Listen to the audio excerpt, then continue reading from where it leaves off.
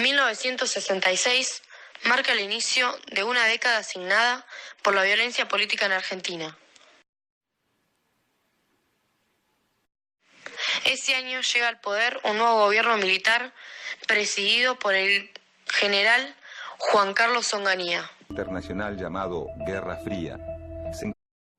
Cuando asume Onganía, el conflicto internacional llamado Guerra Fría se encuentra en pleno apogeo. El bloque capitalista, liderado por los Estados Unidos, intenta frenar el crecimiento de su principal enemigo y competidor. El bloque comunista, comandado por la Unión Soviética y con presencia en América Latina a partir de la Revolución Cubana de 1959.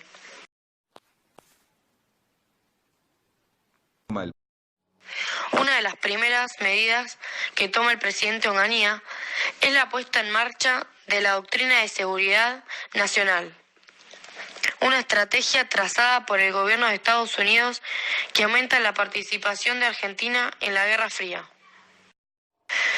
La Doctrina de Seguridad Nacional determina un cambio de rol en las Fuerzas Armadas de los países del bloque capitalista, que ya no deben actuar en defensa de las fronteras y de la soberanía.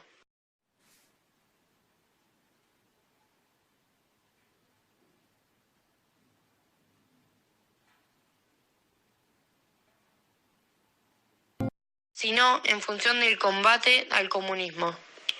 Según sus postulados, las fronteras que importan son las ideológicas y el enemigo al que hay que combatir está dentro del propio territorio.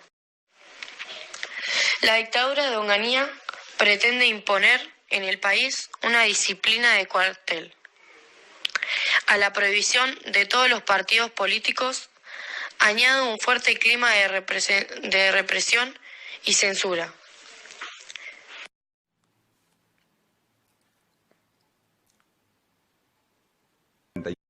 En los primeros días de 1967, Onganía lanza un plan económico sumamente antipopular.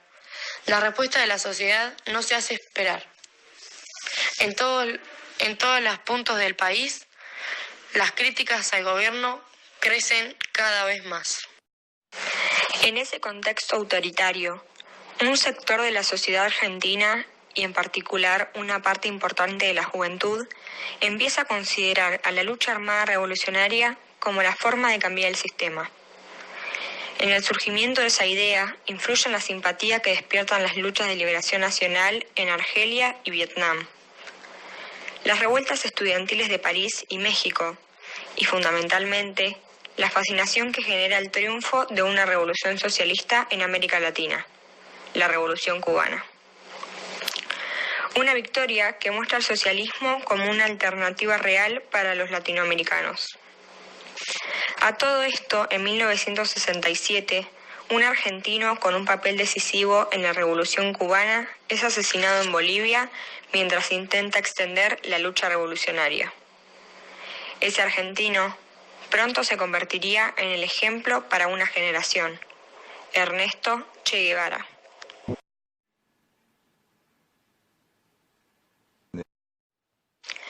Hasta la muerte del Che, las experiencias de organizaciones guerrilleras en Argentina han sido pocas y no demasiado eficaces. Hasta la muerte del Che, las experiencias de organizaciones guerrilleras en Argentina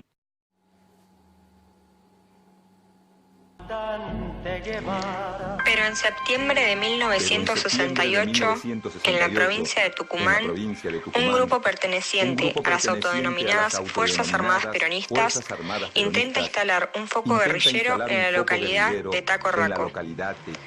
Si bien la tentativa fracasa, pocos meses después, en Campo de Mayo, un grupo armado perteneciente al comunismo revolucionario ataca a un pequeño camión del ejército, reduce al personal y roba unas pocas armas. Este acto, realizado por las autodenominadas Fuerzas Armadas de Liberación, inaugura en Argentina la modalidad de la guerrilla urbana, una forma de lucha que será mucho más significativa que la guerrilla rural, en un país donde gran parte de la población se concentra en las principales ciudades.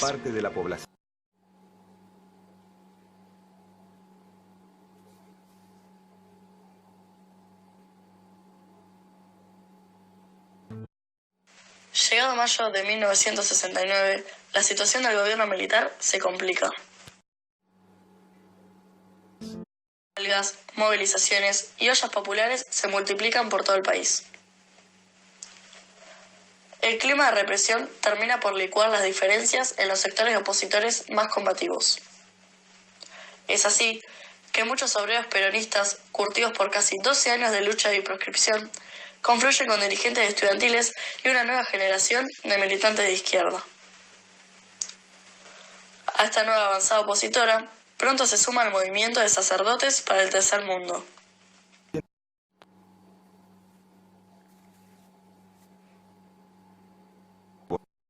Corrientes de la Iglesia Católica que impulsa a muchos jóvenes cristianos a tomar el camino de la revolución.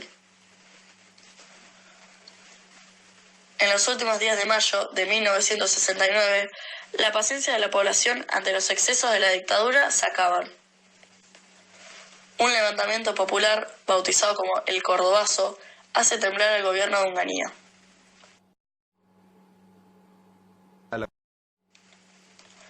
A partir del Cordobazo, la movilización popular se instala como un método de lucha efectivo. Al mismo tiempo, la violencia revolucionaria comienza a ser vista como una opción por muchos sectores de la sociedad.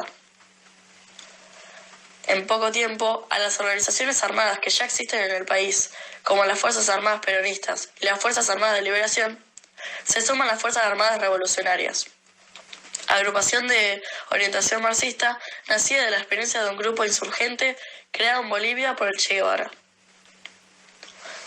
Para principios de 1970, los actos de la guerrilla argentina se convierten en noticia cotidiana.